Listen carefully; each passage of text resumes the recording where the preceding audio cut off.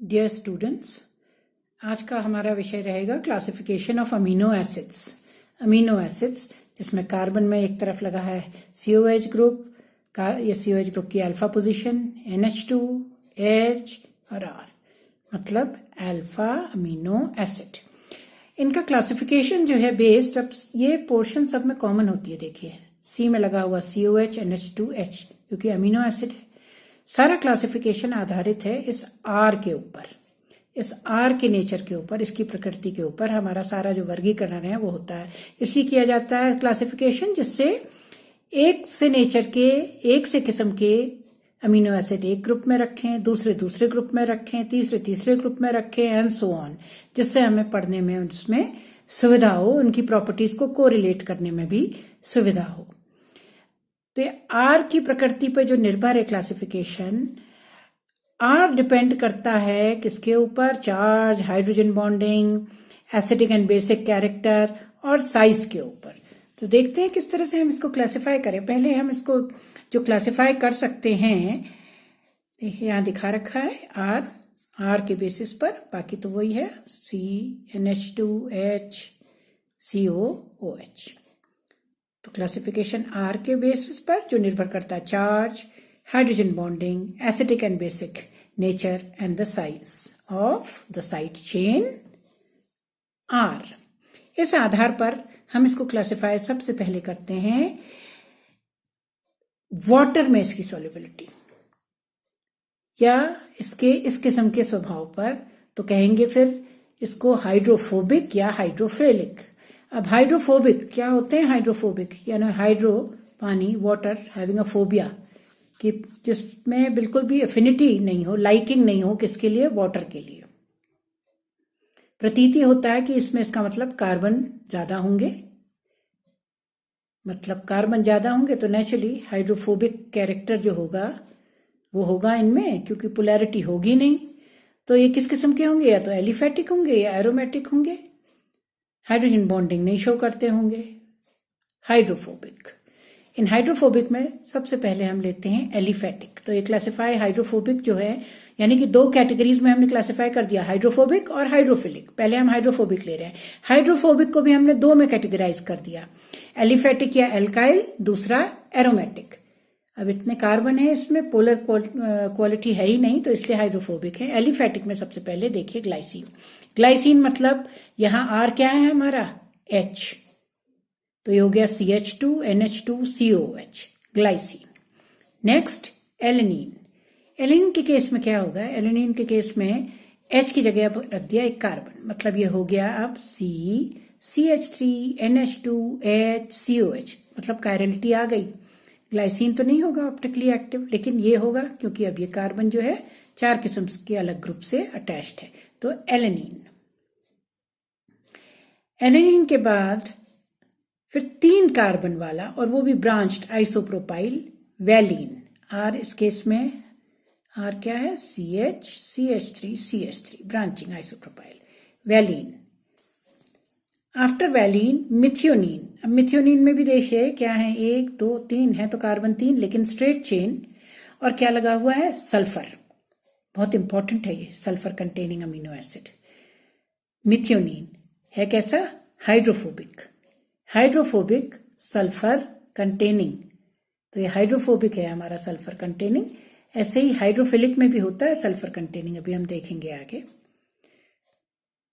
Now leucine. अब कितने हैं देखिए आप, we are gradually increasing the number of carbons.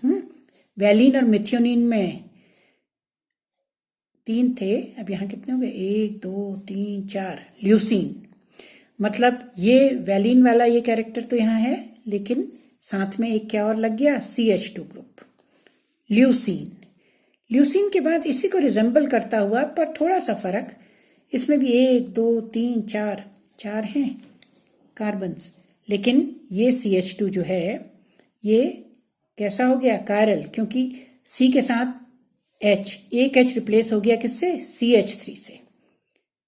तो आइसोल्यूसीन 1 2 3 4 इसमें भी हैं, no asymmetric carbon, no chiral carbon, and in this case also 1 2 3 4 isoleucine, लेकिन ये asymmetric carbon।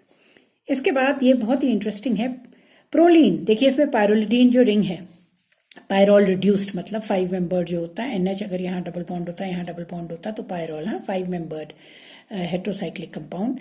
अब यहाँ देखिए इसका ये जो है अल्फा पोजीशन वाला NH है, अल्फा अमीनो एसिड है, यानी कि यहाँ C के साथ COH होगा, अल्फा पोजीशन में अमीनो, पर वो पूरा बंधा हुआ है। कैसे? देखिए CH2 CH2 CH2 C, मतलब कहने का है ये हमारा एक साइक्लिक स्ट्रक्चर हो गया, 5 मेंबर्ड, और इसके साथ लगा हुआ है COOH। यहाँ ये COH का ये अल्फा पोजीशन वाला कार्बन है ना, तो अल्फा वाला कार्बन में जो अमीनो है वो रिंग में है, पायरोलिडीन। तो हमने ये देखे हमारे 1 2 3 4 5 6 7 एलिफेटिक या alkyl amino acids, starting from glycine, then alanine, then valine, carbon हम इंक्रीज करते जा रहे हैं, देन मिथियोनिन, जहां कार्बन सेम है लेकिन एक सल्फर लगा हुआ है, तभी ये TH जो लगा हुआ है, थायो लगा हुआ है इसमें शब्द, तो इसका मतलब इसमें क्या है? सल्फर। उसके बाद ल्यूसीन, जिसमें कि 4 हैं, वैलीन की तरह है पर 4 हैं, एक CH2 और उसमें एडिड है, वैलीन में आइसोप्रोपाइल है, इसमें आइसोप्रोपाइल के साथ साथ में CH2 है। और इसके बाद आइसोल्यूसीन, जिसमें सेम हमारा ल्यूसीन जैसा, पर ल्यूसीन में जैसे आइसोप्रोपाइल है वो वाला CH3 CH के साथ लग गया, CH एक H वहां से हट गया है, तो ये एसिमेट्रिक हो गया, कायरल हो गया। एंड फाइनली प्रोलीन, जिसमें कि एक 5 मेंबर्ड ये पायरोलिडीन रिंग है। ये सारे R हैं, R के आगे हमारे पास इसमें क्या होगा? अब इसका तो ये NH है, इसमें पायरोलिडीन में इसके साथ COH होगा लगा हुआ, और बाकी में सब में लगा होगा CH NH2 COH, यहाँ NH यहाँ आ गया रिंग में। अब हाइड्रोफोबिक में ही दूसरा देखते हैं हम, एरोमेटिक है। ये एलिफेटिक थे, ये एरोमेटिक। एरोमेटिक में देखिए एलेनिन क्या होता है? एलेनिन हमने देखा CH3, जब R क्या होता है? CH3 होता है, वो एलेनिन कहलाता है, CH3, और यहाँ पे वही लगा होगा CNH2H COH, एलेनिन। अब एक हाइड्रोजन सब्स्टिट्यूट हो गया है किससे? फिनाइल से, तो फिनाइल एलेनिन। और ये भी उसी की तरह है, अगला वाला ट्रिप्टोफान। इसमें सिर्फ इसके साथ क्या आ गई है? ये पायरल रिंग आ गई है, देखिए फ्यूज हो गई है इसके साथ, तो C6H5 CH2 यहाँ उसमें है, तो यहाँ ये लगा हुआ है कौन सी पोजीशन में? इसकी ये अगर ये NH है, NH की अल्फा बीटा, यहाँ CH2 लगा हुआ है, ट्रिप्टोफान। तो हमारे ये थे कौन से वाले? ये थे एरोमेटिक। एरोमेटिक ये 2, फिनाइल एलेनिन और ट्रिप्टोफान, 2 ये, और बाकी हमारी aliphatic 3 proline, 4 isoleucine, 5 leucine, 6 methionine, 7 valine, 8 alanine और 9 ग्लाइसिन। तो ये सब के सब हमारे थे हाइड्रोफोबिक अमीनो एसिड्स, हाइड्रोफोबिक। अब जैसे ये हाइड्रोफोबिक थे सारे, तो इसी तरह जो हमारे पानी में जिनकी अफिनिटी पानी के लिए होगी, वो वाले क्या कहलाएंगे? वो वाले हमारे कहलाएंगे सारे हाइड्रोफिलिक। तो अब हम आते हैं हाइड्रोफिलिक की तरफ। हाइड्रोफिलिक जिसमें कि पोलर कैरेक्टर होगा या हाइड्रोजन बॉन्डिंग होगी, हाइड्रोजन बॉन्डिंग तो होगी ही बिकॉज हाइड्रोफिलिक है। इनको भी अब क्लासिफाई कर सकते हैं हम 3, किसमें? न्यूट्रल, हाइड्रोफिलिक है सबके सब, न्यूट्रल, बेसिक और एसिडिक। तो सबसे पहले हम इसमें देखते हैं न्यूट्रल। जो हमारे न्यूट्रल अमीनो एसिड्स हैं, CH2OH, देखिए OH लगा हुआ है, ऑटोमेटिकली हाइड्रोजन बॉन्डिंग, तो इसका नाम है सीरीन। देन हमने CH2 का एक H हटाया, CH3 लगा दिया, नाम हो गया थ्रियोनीन। उसके बाद CH2CONH2 यानी कि अमाइड ग्रुपिंग। अमाइड ग्रुपिंग है, बेसिक नहीं होगी, मालूम है आपको, इस तरह इसमें इलेक्ट्रोमेरिक शिफ्ट होती है तो ये नाइट्रोजन का जो लोन पेयर है वो इस कार्बन के साथ यहाँ डबल बॉन्ड बना लेता है, तो अवेलेबल नहीं होता है ये, तो इसलिए बेसिक नहीं होगा, कैसा होगा, न्यूट्रल होगा। CONH2CH2। एस्पेरेजीन के बाद ग्लूटामीन। ग्लूटामीन में भी किस तरह है, अमाइड ही है, बस एक CH2 और बढ़ गया है इसमें। एस्पेरेजीन के कंपैरिजन में ग्लूटामीन में एक जो है CH2 वो बढ़ गया है। Then cysteine. Cysteine is CH2SH। एक हमने इससे पहले पढ़ा था मेथियोनिन, अगर आपको ध्यान है, अल्काइल में जो हाइड्रोफोबिक थे। ये है हाइड्रोफिलिक। उसमें तो ईथर टाइप था ना, दोनों S बीच में फंसा था। यहाँ देखिए SH ये कोने में है, तो ये बीच में नहीं है, ईथर फॉर्म में नहीं है, तो इसलिए ये hydrophilic and but neutral, remember. Then is tyrosine. Tyrosine जिसमें C6H5CH2, जिसके पैरा पोजिशन में फिर से OH, खास OH, फिर से हाइड्रोफिलिक OH की वजह से। तो ये हमारे थे सारे जो हमने देखे, न्यूट्रल, हाइड्रोफिलिक। हाइड्रोफिलिक है पर कैसे, neutral amino acids. Serine, threonine, asparagine, glutamine, cysteine, tyrosine. अब वहीं पे न्यूट्रल के बाद जो दूसरी हमारी कैटेगरी, टायरोसिन के बाद अब हम जाते हैं बेसिक। बेसिक में है हमारे ये तीन, हिस्टिडीन। हिस्टिडीन, हिस्टिडीन बहुत इंपॉर्टेंट है, देखिए वेरी इंपॉर्टेंट अमीनो एसिड। इसमें ये इमिडाजोल न्यूक्लियस होता है, ये वैसे बेसिक में आता है पर ये दोनों किस्म का कैरेक्टर शो करता है, क्योंकि इसमें N है। N यहाँ से अगर H ले ले मीडियम से, एंजाइम्स में, एंजाइमेटिक एक्टिविटी में जहाँ इसका रोल होता है एंजाइम्स में, तो डाइजेस्टिव एंजाइम्स में, तो H ले ले, यानी कि ये बेसिक कैरेक्टर शो कर रहा है। कभी ऐसा भी होता है ये H दे देता है, H पॉजिटिव, यानी कि एसिडिक कैरेक्टर, लेकिन ये प्रोमिनेंट है ज्यादा, तो ये हमारा हिस्टिडीन। हिस्टिडीन में इसके साथ ये इमिडाजोल रिंग जो है, इसके साथ क्या लगा हुआ है, जब NH और N ये एक दूसरे के 1 और 3rd पोजीशन में होते हैं, इमिडाजोल कितने, 1 2 3 4 5 मेंबर्ड रिंग होती है, जैसे पायरोल की होती है, उसी तरह बस एक N और होता है इसमें, उसमें NH ही होता है। उसके साथ देखिए यहां लगा है क्या, CH2। हिस्टिडीन। हिस्टिडीन के बाद लाइसिन। लाइसिन अगेन बेसिक, सब में देखेंगे NH2, क्योंकि लोन पेयर अवेलेबल, और साथ में 1 2 3 4 ये R दिखा रहे हैं, ये ग्रुप R बेसिक, और इसके साथ यहाँ पे ऑफकोर्स लगा होगा वही CHNH2COH, तो ये R है जो फंक्शनैलिटी दिखा रहे हैं हम, CH2 NH2। Then is arginine, again NH2। अब CNH2 डबल बॉन्ड NH, ये देखिए आप बेसिक कैरेक्टर इसका। देन CH2, ऊपर 4 CH2 थे, उसकी जगह यहाँ पे एक NH लग गया। तो ये है हमारे basic hydrophilic, basic histidine, lysine, arginine. Then come the acidic.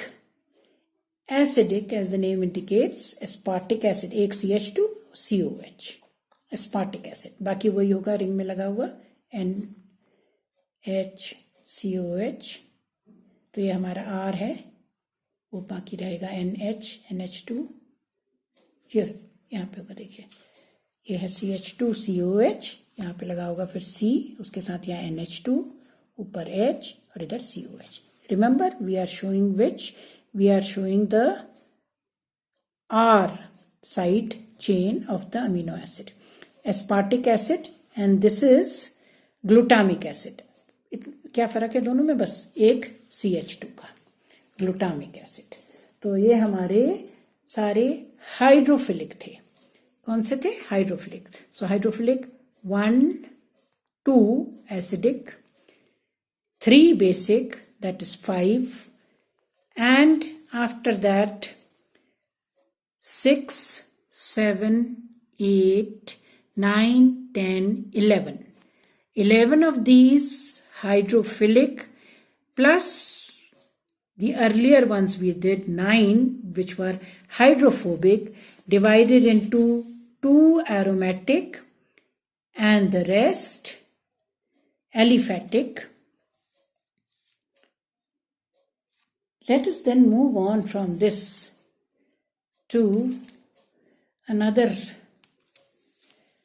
very interesting aspect or classification, and this time we will be doing the classification on the basis of, we can say, a certain character which is known as their nutritional value.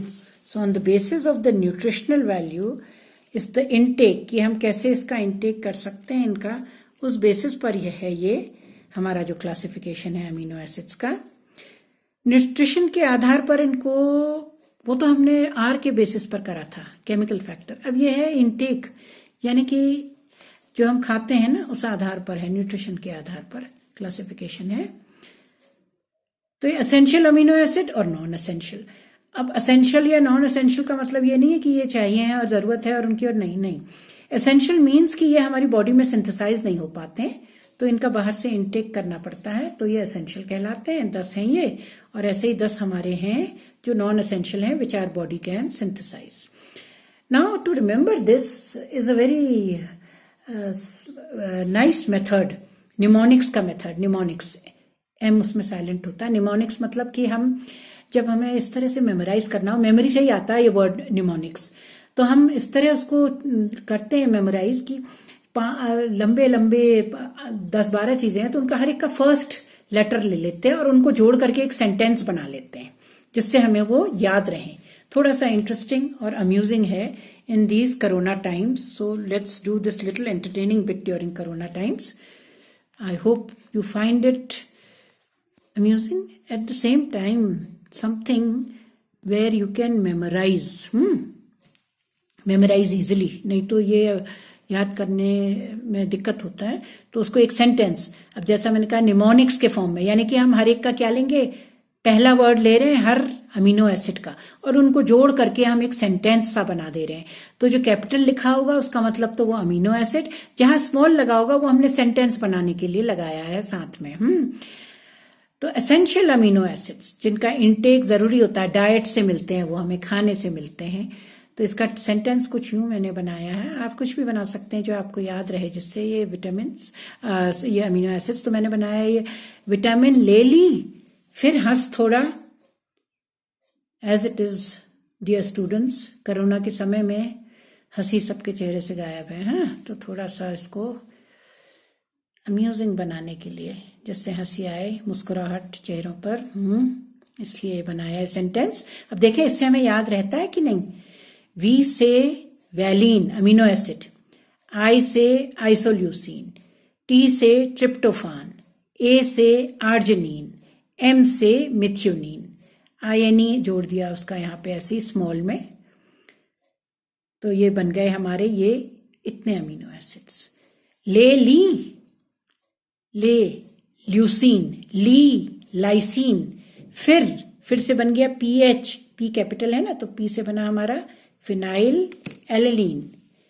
हस थोड़ा, हस H से बन गया histidine, थोड़ा, उससे बन गया ये amino acid थ्रियोनीन। अब हम यहाँ केमिकल बेसिस पर क्लासिफाई नहीं कर रहे हैं, we are simply trying to memorize the essential amino acids and the non-essential amino acids. So this is an interesting way to memorize. It has been found to be very effective. तभी मैंने यहाँ लिखा है, इस तरह करा जाता है ये, नॉट दैट मैंने अपने आप बना लिया है ये। इस तरह निमोनिक्स के सहारे याद किए जाते हैं। अगर हमको काफी चीजें याद करनी हो, इकट्ठे काफी नेम्स, तो क्या बनाया है ये सेंटेंस मैंने, आप कुछ और भी बना सकते हैं। विटामिन ले ली, फिर हंस थोड़ा, okay, your mother is saying that कि yes you are healthy and fine, तो केमिस्ट्री पढ़ के दुखी मत हो, हंस थोड़ा। So this is the essential amino acids. Hopefully this way we will remember these 10 essential amino acids. Vitamin ले ली, फिर हंस थोड़ा, कैपिटल लेटर रिप्रेजेंट करता है कोई ना कोई विटामिन का अमीनो एसिड का नाम। अब हम करते हैं essential non essential amino acids. Non essential का भी एक सेंटेंस बनाया, देख लिए। तो ये है ग्लिसरीन टाई, प्रोटीन से चाय। रिमेंबर आई जो है ना वो छोटे में लिख रखा है। हाँ, जी जी, जब मम्मी आपकी कह रही हैं तो आप कह रहे हैं जी जी, हाँ हम यही कर रहे हैं। ग्लिसरीन, ग्लिसरीन टाई मतलब ग्लिसरीन लगा ली है आपने। विंटर्स है ना, ग्लिसरीन लगानी पड़ रही है विंटर्स में, कह रहे हैं ड्यूरिंग द विंटर टाइम, तब की बात है ये। तो थोड़ा गर्म होने लग गया है और जगह में। ग्लिसरीन से हो गया glycine. Tie, everyone wears a tie now, becoming an executive, whether they are girls or boys. So glycerine tie, you're all ready, smart. Huh? Protein से चाय, प्रोटीन से आ गया PR, प्रोलीन। से आ गया सेरीन। C से सिस्टीन। H देखिए छोटा है, इसका मतलब वो कोई अमीनो एसिड को नहीं रिप्रेजेंट करता। उसके बाद चाय, I भी छोटा है, वो खाली सेंटेंस को फुलफिल करने के लिए लगाया गया है। तो A ये तीनों कैपिटल हैं, ये तीनों स्टैंड करते हैं for 3 amino acids, aspartic acid, alanine and asparagine. उसके बाद GG, यस GG कह रहे हैं आप, glutamic acid and glutamine. So these are all non essential amino acids. ये वो हैं जो हमारी बॉडी में सिंथेसाइज हो सकते हैं, not that they are not essential, लेकिन हमें बाहर से डाइटरी इंटेक से निकल लेने पड़ते हैं ये। तो सेंटेंस आप कुछ भी बना सकते हैं इससे, प्रोवाइडेड की capital letter stands for the name of these amino acids, किसी भी ऑर्डर में। ग्लिसरीन टाई, प्रोटीन से चाय, GG। This is what I made. I hope you are smiling. We are being a little non-chemical, but still see in this we have included all our amino acids. Hopefully we will remember it by these mnemonics, creating these short sentences by using the capital letter representing each amino acids. So 10 essential amino acids and 10 non-essential amino acids. Now the question is, many classifications give this also, that what are semi-essential amino acids?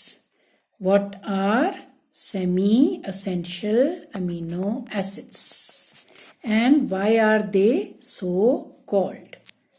So think over it, see to it, and happy memorizing and remembering these non-essential and essential amino acids, and at the same time the other classification which is based on not the nutrition as taking into consideration the nutrition aspect, but the chemical characteristics, or rather the structure of R in amino acids, where we classify it on 2 ways, hydrophilic and hydrophobic. The hydrophilic ones can be classified as neutral, basic and acidic, whereas the hydrophobic ones we classified into aliphatic and aromatic. तो आज के लिए सिर्फ इतना ही. I hope you found it a little interesting, though this is not a very interesting topic, but we tried to bring in a little humor in this so that we remember it, and also the classification properly. That is all for today. Good day.